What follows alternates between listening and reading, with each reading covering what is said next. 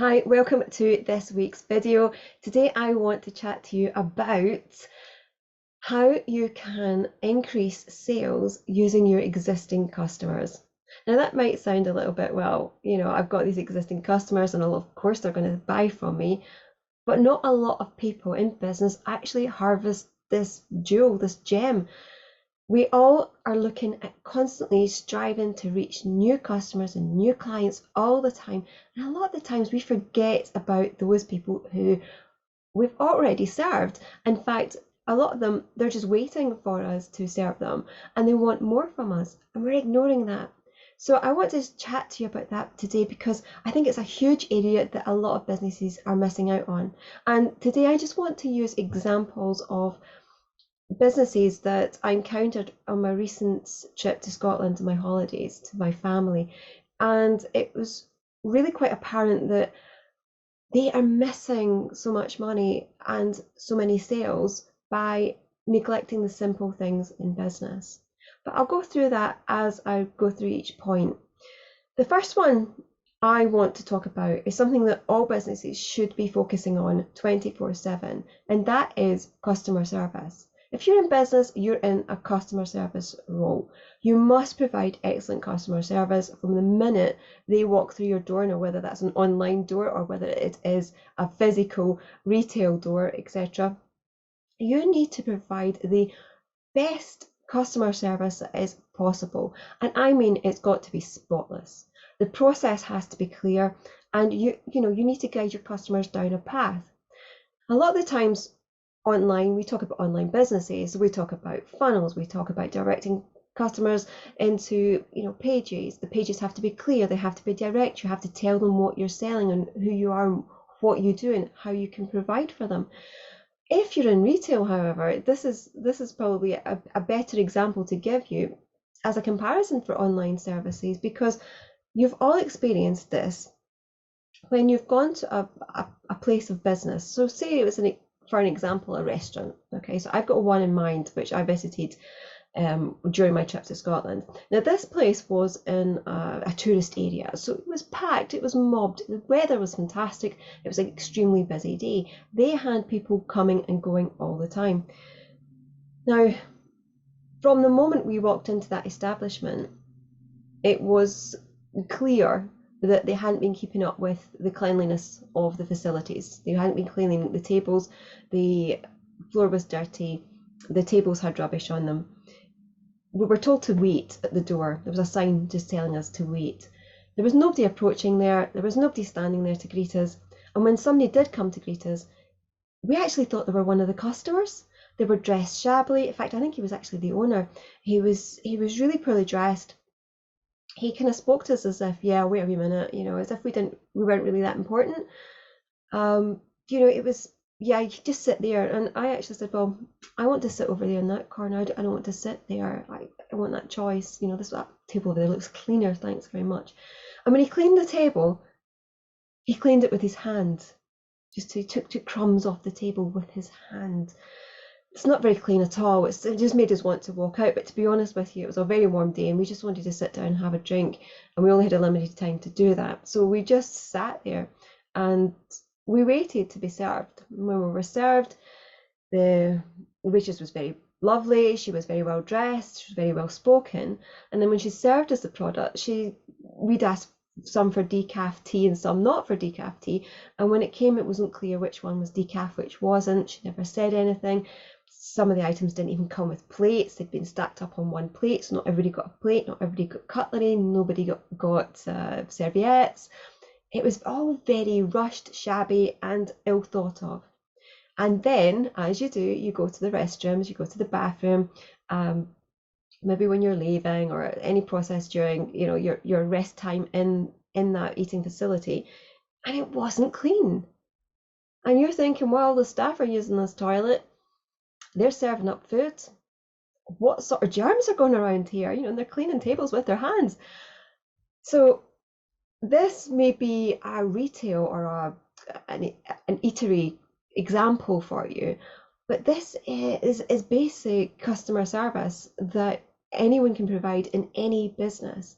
You want to have somebody at the door greeting your clients and your customers. You want to be there to say, hi, welcome, it's me, welcome, come in, what can I do to help you?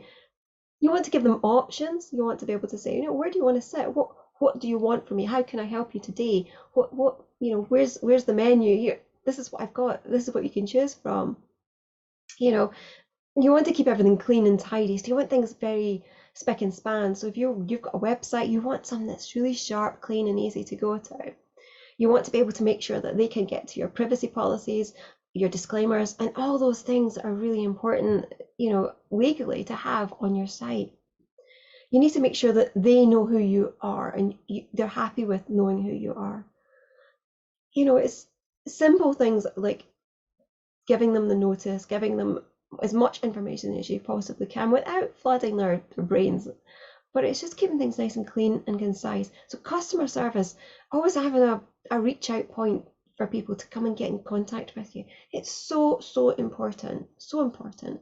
So whenever you're looking at your website, or if you've got an online business, do compare it to physical businesses and how you would like to be treated in that store or in that restaurant.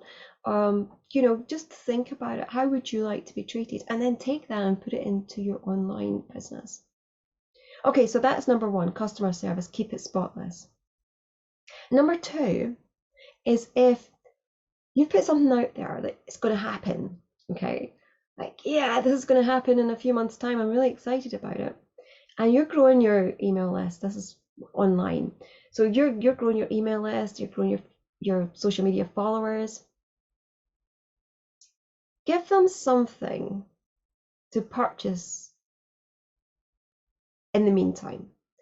Don't just wait for the big, massive launch, because a lot of times people will get bored and they'll walk off. Okay, so here is a real life example. Again, excuse me, this is excuse me, this is an example of my trip to Scotland when my kids were waiting for their shot on a kayak. So again, we were at a really well-known tourist place and it was a beautiful day and it was so, so busy. There's a huge long line of international tourists standing there and also local tourists standing there waiting to go on paddle boats or hire bikes or go on kayaks or canoes or all those things that are going on. And this massive line, it was really, really hot. Now, the majority of people on that line were actually waiting for paddle boats. They were families and they wanted a nice paddle boat experience. So they were standing in line waiting for the paddle boats to come in. Now, these people were hiring paddle boats for half an hour to an hour. So that's a long wait for anybody, waiting for a boat to come back. So you go to the front of the queue and say, actually, I'm not waiting for a paddle boat. I'm waiting for a kayak. Or a canoe? Can I just go out in one just now? There's loads of them sitting there. Nobody's using them. No, is the answer. You have to wait in the queue. No one was working that queue. No one at all. They were letting people stand in the hot sun. They weren't taking information details. They weren't shortening in the queue, so they weren't getting you all hooked up with your life jackets. They weren't looking at your details because everybody has to have safety details taken. They weren't working the queue and doing that. They weren't saying, "Are you waiting for a paddle boat? How long is it going to take? Are you looking for a canoe? Are you looking for a bike? What is it you're looking for today? How can we help you right now?" So reduce the queue. They were just standing about, quite literally, it was about 4 or 5 of them, standing about, waiting for a boat to come in so they could just get the next lot of people onto it. Poor customer service.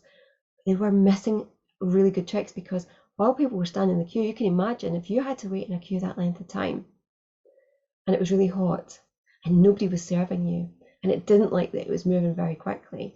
Nobody was talking, nobody was telling you what was going on, no updates were happening. A lot of people walked away. They missed out on business. The key thing to this as well is like if they'd said, look, there's a half-hour wait for that, people would have gone off and come back. They would have put in their name, they said, right, your time is here, come back. They would have got the sale. Not only that, this is a place where we go frequently. Okay, so this area is, I guess it's a tourist area, but when we go to Scotland, we visit it quite a lot. So it makes you think, Will I actually go back? Will I be a repeat customer? Will I actually do this? Am I bored with this? Or should I go and find something else to do in that time? So it's something to think about. When your customers are waiting for you to launch something, then consider selling them something that's perhaps not as big in price, but consider selling them something in the meantime. Okay? Think of keeping them happy, getting that sale in, and getting that contact going as well, making sure that they know who you are and what you do and how well you do it and how well you serve them, so that when you do have your launch, they're going to be really hot and they're going to be like, yes, I want in, I want to do this, sell me it. Okay, these people are following you because they want to be sold something. Okay, that's one of those big myths, especially with visibility as well. It's like, oh, I can't be seen and people don't want me to be on there all the time. No, they want to be sold to. You know, they want to be sold to, and you're a business. That's your job. You sell. Okay, number 3 is always upsell. So it's very, just like what I've said a moment ago, it's very important that you always have additional choices to give your clients and customers when they go to buy a product from you. Always upsell. Now, when you're thinking about upsells and you're thinking in the physical world, you know, shops and restaurants do this very well. In fact, restaurants are the best place that they do this. You know, they ask you, if it's a fast food restaurant, do you want to, make that a large meal, a large drink? Do you want to add fries? Do you want to, have an ice cream with that, milkshake? They always have an add-on. They always ask you, what else do you want?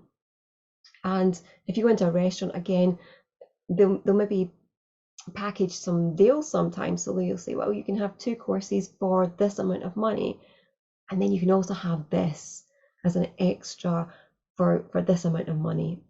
Obviously, they sell drinks as well, not just with food, but that's an upsell as well. Drinks are always upsells. So it's all little things. If you go into a retail shop, perhaps you're buying a greetings card for somebody, birthday card, they ask you, do you need stamps for that? Do you need to be able to put that in the post? Do you need a pen? Things like that. Think about what you can add on to your sale. It doesn't need to be a huge sale. Always keep it underneath the value, just underneath, if it must, but underneath the value of the product that they are just about to buy, or they're in the process of purchasing, or they have purchased. Give them that option to buy something else.